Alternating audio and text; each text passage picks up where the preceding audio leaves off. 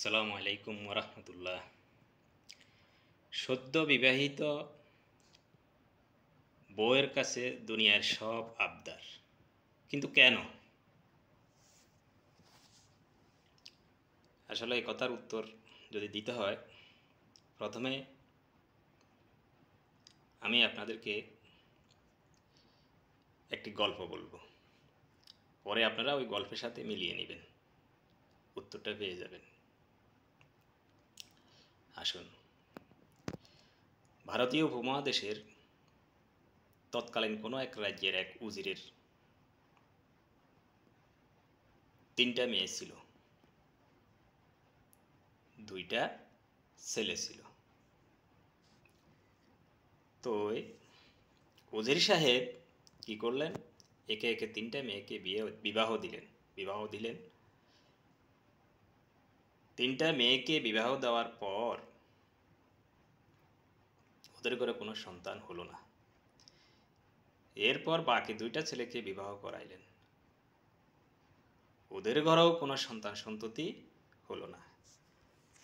তখন উজির সাহেব তো কি করবেন, একদম হতাশ হয়ে গেলেন, কোনো উপায় দেখতে পাচ্ছেন না, চিন্তিত হয়ে গেলেন। তখন উনি কি করলেন, সিদ্ধান্ত নিলেন সর্বসম্মতিক্রমে যে না, এদেরকে দিয়ে হবে না, আমি একটা ছেলে দত্তক নিব। তো যে কথা সেই কাজ, উনি একটা ছেলেকে দত্তক নিলেন। ওই ছেলেটা যখন তরতর করে বাড়তে লাগলো, বড় হলো, বিবাহের উপযুক্ত হলো, তখন ওনাকে একটা পাত্রী দেখে একটা পাত্রস্থ করলেন। পাত্রস্থ করার পর কি করলেন, উনি যেদিন ওনার ছেলের বিবাহ অনুষ্ঠিত হলো, ওই দিন তার বৌমাকে নিয়ে আসলেন। তো বৌমাকে নিয়ে আসলেন তো ভালো কথা। এখন বৌমাকে যখন নিয়ে আসলেন, তো নতুন বউ এইমাত্র আসলো, এসেই তিনি পাশে দাঁড়ালেন, সবাই ঘিরে ধরল। আপনার চাচাতো খালাতো যে দেবররা আছে ওনারা আসলো, তারপরে আপনার বাবা শ্বশুর আসলো, শাশুড়ি আসলো, গণ্যমান্য লোকেরা আসলো, সবাই আসলো। এখন নতুন বউ তো ঘণ্টা দিয়ে বসে আছে। এখন সর্বাগ্যে শ্বশুর সাহেব মশাই বললেন যে মাগো, তোমার প্রতি আমার একটা কথা, আমার এই বংশে ছেলে মেয়ে যায়, আমি বিবাহ শাদী করিয়েছি অথবা দিয়েছি, আমি কোনো সন্তান সন্ততি নাতি নাতনির মুখ দেখলাম না। এই জন্য আমার এই পুত্রটাকে বিবাহ করাইয়া আনিলাম, অন্যের পুত্রকে আমি দত্তক হিসাবে না আনলাম এবং ওকে আমি তোমার সাথে বিবাহ বন্ধনে আবদ্ধ করাইলাম। সুতরাং আমার সবচেয়ে বড় দাবি হলো, আমি সর্বাগ্যে আমার একটি নাতি চাই। এই কথা কিন্তু তুমি স্মরণ রেখো। যাকে এই কথা বলল, তারপর শাশুড়ি এসে বলল, মা, তোমার কাছে আমার একটা আবদার, আমি সবার আগে একটা নাতনি চাই। হলো, নতুন বউ তো চুপচাপ বসে রইল। দেবর বাসুর যতজন আছে সবাই এসে বলল, আমরা কিন্তু অনেক দিন বাইফোর ডাক শুনতেছি না, বাইফো দেখতেছি না, অনেক দিন হয়ে গেল, আমাদেরকে চাচ্চু ডাকার কেউ নেই। সুতরাং তোমার কাছে আমাদের অনুরোধ, সবার অনুরোধ, আমরা আমাদের একটা বাইফো চাই। ঠিক আছে, তখনও চুপ করে থাকলেন নববধূ। পাড়ার প্রতিবেশী যারা আছে সবাই বলল যে আমরা এই নবদম্পতির কাছে, বিশেষ করে তোমার কাছে, আমরা ফুটফুটে একটা বেবি চাই, তুমি আমাদেরকে নিরাশ করতে পারবে না। হলো, ঠিক আছে, তখনও চুপ করে বসে আছেন। এরপর আসলো তার নববধূর স্বামী। কি হয়েছে, সবাই এখানে জলসা করছো কেন? তো সবাই বলল আমরা এই জন্য সবাই সবার মতো করে বলল। তখন নববধূ তার মুখ খুলল, বলল, তুমি শুনছ ওনারা কি চাচ্ছে? ওনারা চাচ্ছে, কেউ ভাইফো চাচ্ছে, কেউ নাতি চাচ্ছে, কেউ নাতনি চাচ্ছে, কেউ ফুটফুটে সুন্দর বেবি চাচ্ছে। তুমি কি বলো? হ্যাঁ ঠিক আছে, সত্যিই তো বলছে, আমারও তো আকাঙ্ক্ষা, আমিও তো আমাদের কোনো বাচ্চা দেখতেছি না, ভেবে দেখতেছি না। আমার আশা হলো যত তাড়াতাড়ি সম্ভব আমাকে একটা ভেবে দিতে হবে। এইবার নববধূ গোস্বা হয়ে গেলেন, স্বামীকে বললেন, আরে বাবা, তোমরা কি আমাকে কি পেয়েছ? আমি এইমাত্র আমাকে বিবাহ বন্ধনে আবদ্ধ করে এই সংসারে আনলা। ঠিক আছে, মানলাম সব কিছু তোমাদের হবে, কিন্তু আমাকে টাইম তো দিতে হবে, সময় তো দিতে হবে। আমি তো একসাথে সব কিছু করতে পারবো না। সময় হলে আমি একটা কেন 4টা 5টা 10টা তোমরা যাই চাও, কিন্তু টাইম তো লাগবে। আমি বাচ্চা দিতে পারবো, কোনো সমস্যা নেই। আল্লাহর উপর তাওয়াক্কাল রাখো, আমি বাচ্চা দিব, কিন্তু আমাকে টাইম তো দিতে হবে, সময় তো দিতে হবে, আমাকে মূল্যায়ন তো করতে হবে। ঠিক আছে, স্বামী বেচারা তো একদম মেরে গেল। নববধূ তো ঠিকই বলছে, আজকে বিয়ে করে আসি, কালকে বউ যদি বউয়ের কাছে যদি বেবি চাও, তাহলে বেবি তো পাবে না। বউকে তো সময় দিতে হবে, টাইম দিতে হবে। তো প্রিয় দর্শকবৃন্দ, আপনারা কি বুঝলেন? মিলিয়ে দেখেন গল্পটার সাথে আমাদের শ্রদ্ধেয় ডক্টর ইউনূস স্যারের সিস্টেম মিলে কিনা। আরে ভাই, বাংলাদেশের 53 বছরের ইতিহাসে এই বাঙালি জাতির দুর্ভাগ্য, এই 53 বছরে বাঙালি জাতি একটা সুযোগ্য শাসক পায়নি। আল্লাহ এই বাঙালি জাতির দিকে মনে হয় চোখ তুলে তাকাইছে। এই কারণে ডক্টর ইউনূস স্যারের মতো একজন সৎ, নিষ্ঠাবান, যোগ্য, জ্ঞানী লোককে বাঙালি জাতির প্রতিনিধিত্ব করার জন্য এই বাংলাদেশে সৃষ্টি করেছেন। দেখুন আল্লাহ তাআলা কি বলছে। আল্লাহ তাআলা বলছে, ক্ষমতা তোমরা চেয়ে নিও না। ক্ষমতা ছেড়ে নিলে ওই ক্ষমতার কোনো মূল্যায়ন নেই। ক্ষমতা আমি যাকে ইচ্ছা করে দিব, ওই ক্ষমতার মূল্যায়ন আছে। আসেন, ডক্টর ইউনূস কি ক্ষমতা চেয়েছিল? আপনাদের মনে আছে? ফখরুদ্দিন মঈনুদ্দিন সাহেবের শাসনামলে 2 বার করে ওনাকে প্রথম দিন ডাকলো, আপনি ক্ষমতা নেন, আপনি কেয়ারটেকার সরকারের প্রধান। উনি বলছেন না, সম্ভব না। এরপরে অনেক কাকুতি মিনতি করার পরও সেনাপ্রধান উনি রাজি হলেন না। পরে কি করলো উনি চলে গেলেন। সেনাপ্রধান বলল, আমরা আপনি নিজে বুঝেন, আপনার ঘরে গিয়ে বুঝেন, আপনার সিদ্ধান্তের জন্য আমরা অপেক্ষা করছি, আমরা কালকে আপনাকে আবার কল করব। পরের দিন আবার কল করলো ডক্টর ইউনূস সাহেবকে। সরি, ডক্টর ইউনূস সাহেব তখনও মানা করে দিলেন। তখন আর যেটা হবার সেটাই হলো। মঈনুদ্দিন ফখরুদ্দিন আমার কি হলো আমরা তো সবাই জানি, বাঙালি জাতির সবারই জানা আছে। তিনি তখন ক্ষমতা নিলেন না। এরপরে তিনি কোনো একজন লোকের, আমি নাম বলতে রাজি না, পড়াশোনার পরে তিনি পরে একটা রাজনৈতিক দল গঠন করতে চেয়েছিলেন, কিন্তু পরবর্তী যখন তিনার তো জ্ঞানী, মহাজ্ঞানী, উনার মস্তিষ্কে যখন ঢুকলো না এই মুহূর্তে আমার এই রাজনীতিতে ঢুকা উচিত হবে না, তখন সাথে সাথে উনি এটা কিছুদিন পরে ওটা ক্যান্সেল করে দিলেন, আর করলেন না। এরপর উনি ওনার কাজ চালিয়ে যেতেছেন। কিন্তু এইবার 2024 সালে বৈষম্য বিরোধী ছাত্র আন্দোলনের জেরে যখন সাবেক প্রধানমন্ত্রী শেখ হাসিনা পালিয়ে গেল ভারতে, তখন তো দেশটা শাসক শূন্য হয়ে গেল। তখন কি করবে? অনেক ভেবে চিন্তে বৈষম্য বিরোধী ছাত্র আন্দোলনের নেতৃস্থানীয় লোকগুলা ওনাকে প্রস্তাব দিল। উনি প্রথমে একদম না করে দিলেন। পরে ওনারা কি বলছে জানেন? আপনারা কি খবর রাখেন?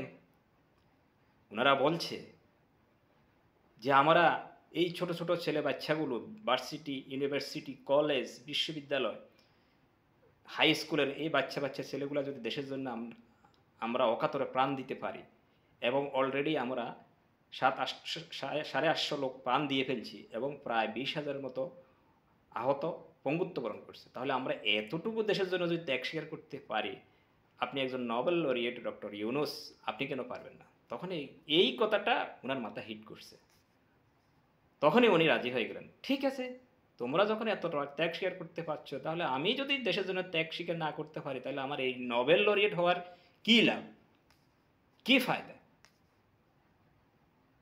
যাক, তখন উনি রাজি হলো, সেনাবাহিনী বিকাশেও সবাই প্রস্তাব দিল, রাজনৈতিক সব দলগুলোকে ডাকলো, ওনারা সর্বসম্মতিভাবে প্রস্তাব দিল, ওনারা সম্মতি দিলেন, সবাই সম্মতি দিল, ডক্টর ইউনূস সাহেব চিফ অ্যাডভাইজার হলেন। তাহলে দেখুন তো, ক্ষমতা কি উনি চাইয়ে নিছে? উনাকে দেওয়া হয়েছে, তাহলে এটা আল্লাহর তরফ থেকে আসছে। আল্লাহ যে কথাটি বলছে না, ক্ষমতা তোমরা চেয়ে নিও না, ক্ষমতা আমিই দিব, যাকে ইচ্ছা তাকে দিব, আবার আমি ক্ষমতা ওর জন্য অপ্রয়োজন মনে করলে ওর থেকে কেড়ে নিব, কিন্তু সময় তো লাগবে। আল্লাহ তো আজকে কাল হঠাৎ, আমাদের দুর্ভাগ্য, আমাদের বাঙালি এই জাতি, আমরা তাৎক্ষণিক বিচার চাই, তাৎক্ষণিক সব কিছু চাই। কেন? আপনারা যে এই তাৎক্ষণিক এই যে দাবি দাবাগুলো নিয়ে উপস্থিত হচ্ছেন, মিছিল মিটিং রোড অবরোধ করতেছেন, কেন কেন কি করছেন? আপনারা এই 16 বছর কোথায় ছিলেন? তখন আপনারা দাবি দাবাগুলো উপস্থাপন করতে পারেন নাই? মানলাম, তখন আপনারা পারেন নাই। কী কারণে? বিগত সরকারের, পতিত সরকারের রোষানলে পড়বেন। যদি করেন, হয় গুম, নয় জেল, নয় বা ক্রস ফায়ার, মাস্ট বি অবধারিত। এই জন্যই আপনারা নামতে পারেন না। ঠিক আছে, আপনাদের দাবিগুলো যৌক্তিক, কিন্তু যৌক্তিক বলতে কিছু তো যৌক্তিক আছে, অযৌক্তিকও আছে। সব কোনো সরকার, পৃথিবীর কোনো সরকারের পক্ষে সম্ভব না সব দাবি 100% মেনে নেওয়া। তো সুতরাং কিছু যৌক্তিক আছে, কিছু অযৌক্তিক আছে। আচ্ছা মানলাম, ধরেন আমরা এই অযৌক্তিক, এই যে সরকার যৌক্তিক দাবিগুলো মেনে নিবে, কিন্তু কখন? আপনারা কি একটু চিন্তা করছেন? যখন কোনো একটা দেশ অভ্যুত্থান হয়, তখন একটা বড় ধরনের একটা ম্যাচাকার হয়। বাংলাদেশে কি হয়েছিল? বড় ধরনের একটা ম্যাচাকার হয়েছিল না? কতগুলো প্রশাসন ধ্বংস হয়ে গেছে, কতগুলো ভবন ধ্বংস হয়ে গেছে, কতগুলো রাষ্ট্রীয় প্রতিষ্ঠান ধ্বংস হয়ে গেছে, পুলিশ প্রশাসন পুরাই ধ্বংস হয়ে গেছে, কত পুলিশের প্রাণ গেছে, তা তো কারো অজানা নেই। আমার মনে হয় 5-6 বছর বাচ্চা, যে সেও তো আজকে ফেসবুক ইউটিউব দেখে, বিভিন্ন সামাজিক মাধ্যম দেখে, সেও জানে যে কি হয়েছিল। মস্ত বড় একটা ম্যাসাকার হয়েছে, হাজার হাজার কোটি টাকা লস হয়েছিল। তাহলে একদিকে পতিত সরকার বাংলাদেশের ঘুষ দুর্নীতি টাকা ফাঁসা করে পুরো দেশটাকে পঙ্গু করে ফেলছে, এরপর মেসাকার আসলো, মেসাকারে আরও হাজার হাজার কোটি টাকা চলে গেলো, তাহলে দেশটা তো এখন একদম পঙ্গু। তাহলে এই যে আপনারা বসার, ইউনূস সরকার বসার পর 15 দিনও যায় নাই, আপনারা এর ওই দাবি, ওর ওই দাবি, ওর সেই দাবি, এন তেন সেন, আপনারা রোড অবরোধ করেন, রাস্তা অবরোধ করেন, যমুনার সামনে যাই আপনারা ব্লক করেন, রোড ব্লক করেন, কেন? আপনারা কি একটু চিন্তা করছেন? হ্যাঁ, আপনারা করতেন, করেন, আস্তে আস্তে করেন, ওনাকে সময় দেন। উনি যখন একটু স্টাবলিশ হবে, স্ট্যান্ড বাই হবে, তখন করেন। কিন্তু ওনার কাছে তো, উনি তো এখন বসছে মাত্র নববধূর মতন, আসছে ওই যে আমি বললাম গল্পে, নববধূ যেভাবে আসছে, উনি মনে করেন নববধূর মতো তখন আসছে। এখনও তো কিছু হয় না, এখন ওনার অনেক কাজ বাকি আছে, আগে কাজগুলো সারতে দেন রে ভাই, আগে কাজগুলো ওনাকে করতে দেন, তারপর আমরা দাবি দাবা নিয়ে হাজির হন। দাবি দাবা নিয়ে যখন হাজির হবেন, তখন উনি যতটুকু সম্ভব, যেটা যৌক্তিক দাবি, সেটা আপনাদেরকে মেনে নিবে এবং আপনারা ওটার ফল ভোগ করবেন। কিন্তু সাথে সাথে কেন, এই নতুন সরকারটা আসার সাথে সাথে কেন আপনারা আন্দোলন সংগ্রাম করতেছেন? হায় রে আমাদের বাঙালি জাতি, আমরা কবে মানুষ হব, কবে আমাদের বুঝ জ্ঞান হবে? আমি বুঝি না, আমার অভিজ্ঞতা, আমি যা দেখছি। দেখেন তো এখন বাংলাদেশে কোন অবস্থা আছে? আপনারা তো 2-3টা মাস সময় দিবেন তো রাষ্ট্রটাকে একদম তৃণমূল পর্যায় থেকে উপর লেভেল পর্যন্ত একটু গুছিয়ে আনতে হবে। গুছিয়ে এনে যখন সরকারটা একটু দাঁড় হবে স্ট্রং বাই, তখন আপনারা করতে পারেন। কিন্তু আপনারা কি করলেন? সেটা না করে আপনারা আন্দোলন সংগ্রাম লাগাই দিলেন। এতে কি বোঝা যায়? এতে বোঝা যায় যে আমরা বাঙালি জাতি সত্যিই অধৈর্য, সত্যিই অধৈর্য। আমাদের কপালে মনে হয় বেশি স্বাধীনতা সয় না। বেশি স্বাধীনতা বাঙালি জাতির কপালে সয় না, ওরা বেশি স্বাধীনতার মূল্য বুঝে না। যদি আপনারা এই মূল্যটা বুঝতেন তাহলে আপনারা এক জায়গা থেকেও এক বিন্দু মাত্র আন্দোলন সংগ্রামের ডাক দিতেন না। যখন সরকার এস্টাবলিশ হতো তখন আপনারা ডাক দিতেন। আজকে যদি এই সরকারটা যে রাজনৈতিক সরকার হতো, আওয়ামী লীগ অথবা বিএনপি সরকার হতো, তাহলে আপনারা পারতেন? কখনো পারতেন না। আপনারা স্বাধীন হয়েছেন, পুরোপুরি স্বাধীন হয়েছেন, এর অর্থ এই না যে আপনারা বিভিন্ন যৌক্তিক দাবি নিয়ে এসে রোড ব্লক করে সরকারের কাজে ব্যাঘাত করবেন। প্লিজ আপনারা এগুলো করবেন না, প্লিজ আপনারা এগুলো করবেন না, দেশের ক্ষতি করবেন না। আমাদের সামনে মহা একটা সুযোগ আছে। আল্লাহ সুবহানাহু ওয়া তাআলা আমাদেরকে এমন একটা শাসক দিয়েছেন, তার সততা, যোগ্যতা, জ্ঞান, নম্রতা, ভদ্রতা, বিশ্বব্যাপী তার যেই পরিস্থিতি দ্বিতীয় কোনো ব্যক্তি আমি পাই না বাংলাদেশে, ইভেনে পৃথিবীতে। আমি একটা কথা আপনাদের বলি, এ পর্যন্ত বিশ্বের ভিতরে কতজন লোক নোবেল বিজয়ী হয়েছে আপনারা জানেন? শয়ে, ওর মধ্যে ডক্টর ইউনূস সাহেব একজন। তো আপনারা কয়জন, সে আমি কয়জন, আমি তো জানি না। আপনারা কয়জন লোকের নাম জানেন? কয়জন বিশ্ববরেণ্য লোকের নোবেল লরিয়েট বা নোবেল প্রাপ্ত যে লোক কয়জনের নাম জানেন বলুন তো? পারবেন? যারা হয়তো দেশ বিদেশে খবর রাখেন এরা 2-4 জন নাম জানতে পারে, কিন্তু শত শত নোবেল লরিয়েট আছে দেশে। কিন্তু ওনাদের মধ্যে একমাত্র ডক্টর ইউনূস, যিনাকে পুরা পৃথিবীর যত রাষ্ট্র আছে যেখানে যান ওনাকে সবাই চিনে এক নামে, ডক্টর ইউনূস। কেন? ওনারা লিখিত বই পুস্তকগুলা ইউরোপের বিভিন্ন দেশের বিশ্ববিদ্যালয়গুলোতে পড়া হয়, আমেরিকার বিভিন্ন বিশ্ববিদ্যালয়গুলোতে পড়ানো হয়। ওনার বিভিন্ন পলিসি নিয়ে গবেষণা চলতেছে, গবেষণা হচ্ছে অলরেডি, আপনার খোঁজখবর নিয়ে দেখেন। আমি একটা কথা বলতেছি না একটা, আমি যতটুকু ওনার পলিসিগুলো পড়ছি বা আমি জানি, আমি ততটুকুই বলছি, কিন্তু বেশি তো আর কিছু জানি না। যেটা জানি সেটা তো বলতে পারি, যেটা জানি সেটাই বলছি, ঠিক। তাহলে এমন একজন লোক, আপনি দেখেন সুদূর আফ্রিকার এমন এমন কান্ট্রি, আফ্রিকান ইউনিয়নের এমন এমন ছোট ছোট দেশ আছে, অনেক বাংলাদেশেরও জানা নাই দেশের নাম, এসব দেশের নাম। এবং বাংলাদেশ কি, ওই দেশের লোকেরাও বাংলাদেশ কি এই জিনিসটাও জানে না।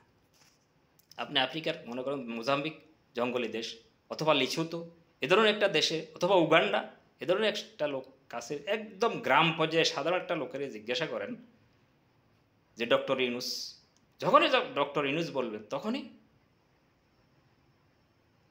ওই লোকটা বলবে, ও doctor Yunus, Bangladeshi doctor Yunus. Doctor ইউনূসের কারণে প্রথমে আপনি বাংলাদেশ জিজ্ঞাসা করলে ও চিনবে না, কিন্তু যখন বললেন ডক্টর ইউনূস তখনই ও চিনবে, বলে হ্যাঁ ঠিক আছে, বাংলাদেশি ডক্টর ইউনূস। এই হলো ডক্টর ইউনূসের পরিচয়। সুতরাং আপনাদের কাছে অনুরোধ, আপনারা ওনাকে সময় দেন। আর রাজনৈতিক দলগুলোকে আমি বলবো, আপনারা ধৈর্য ধরুন।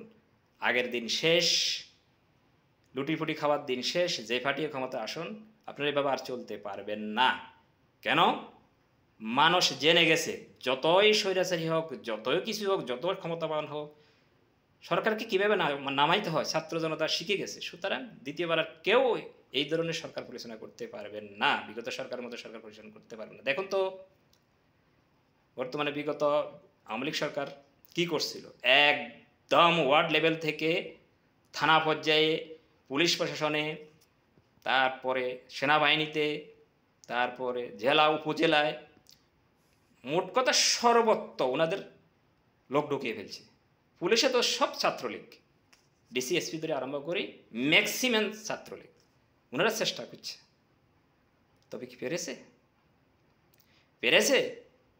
ধরুন এখন যেনতেনভাবে যে আমরা যে কিছু কিছু বড় রাজনৈতিক দল যে যেনতেনভাবে নির্বাচন চাইতেছেন, বলতেছেন সংস্কার রাজনৈতিক দল করবে, রাজনৈতিক দল তো সংস্কার কখনো করবে না। তো যদিও ইউনূস সরকার বিরক্ত হয়ে যদি ইলেকশন দিয়ে দেয়, 3 মাস পর, 6 মাস পর, 1 বছর দিয়ে দেয় সংস্কার ছাড়া, কি হবে? এই মুহূর্তে যিনি সরকার ক্ষমতায় আসবেন উনি কন্ট্রোল করতে পারবে না। আমি তারেক রহমান সাহেবেরকে শ্রদ্ধা রেখে বলছি, যদি উনি সরকারের প্রধান হন, উনি কন্ট্রোল করতে পারেন। আপনারা দেখেন কিছু খোঁজখবর নিয়ে, এখন কিন্তু ক্ষমতা আসে নাই, এখন কিন্তু উনি কন্ট্রোল করতে পারছেন না। এই পর্যন্ত 500-র অধিক নেতাকর্মীকে উনি বরখাস্ত করেছে, তারপরও পাচ্ছেন না। চাঁদাবাজি, অমুক, আওয়ামী লীগের জায়গায় বিএনপি, ছাত্রদল, যুবদল, অমুক তমুক, এভাবে চলতেছে। কিন্তু তারেক রহমান সঠিক সিদ্ধান্ত, আমি মনে করি ওনার সিদ্ধান্ত ঠিক আছে। উনি বুঝে গেছে যে আর অতীতের মতো করে দেশ চালানো যাবে না। বর্তমান পলিসি হিসেবে বৈষম্য বিরোধী ছাত্র আন্দোলনের যে উদ্দেশ্য আকাঙ্ক্ষা নিয়ে এই দেশটাকে দ্বিতীয়বার স্বাধীন করছে, ওগুলো বাস্তবায়ন করতে হবে। জনগণ ওগুলোই চায়, এছাড়া রাজনীতি করা যাবে না এবং ক্ষমতায় আসা যাবে না। তো ওনার ঠিক আছে, কিন্তু ওনার যেই নিচে নিচে যে নেতাগুলো আছে, ওনাদের কিছু কথাবার্তায় আমাদের কিছু বোধগম্য হচ্ছে না। তো এই ওনাদের এই লোকগুলার দ্বারা ওনাদের পার্টির ক্ষতি হচ্ছে, ওনাকে এটা অবশ্যই শক্ত হাতে দমন করতে হবে। যাক, ভিডিওটি আর বেশি লম্বা করব না। আমি আমার বাংলাদেশের সকল শ্রেণীর সকল পেশার, রাজনৈতিক বলেন, বিভিন্ন পেশার বা সামাজিক যে সব লোক আছেন, সবার কাছে অনুরোধ, আপনারা ডক্টর ইউনূস সাহেবকে একটু সময় দেন। আমার বিশ্বাস উনি একটা ফ্রি অ্যান্ড ফেয়ার 100% ইলেকশন করার জন্য উনি চেষ্টা করবেন, অবশ্যই করবেন। তখন আপনারা যে পার্টি ক্ষমতায় যান, আমরা দেখব ইউনূস স্যার কী করছে, আপনারা কী করতে পারছেন। যাক, অনেক কথা বলে ফেললাম। সর্বশেষে আমি বলবো, যারা বা যিনারা আমার এই ভিডিওটি দেখছেন, আপনারা দয়া করে আমার এই চ্যানেলটি সাবস্ক্রাইব করবেন এবং সর্বোচ্চ শেয়ার করে দিবেন, যাতে এই কথাগুলা যিনাদের উদ্দেশ্যে বলছি ওনাদের যেন দুয়ারে দুয়ারে গিয়ে পৌঁছে এবং ওনাদের যেন নজরে আসে। তাহলে আমি আমার এই ভিডিওটা যে জন্য বানিয়েছি, আমি আমার নিজেকে একটু হলেও সার্থক মনে করব। আসসালামু আলাইকুম ওয়া রাহমাতুল্লাহ।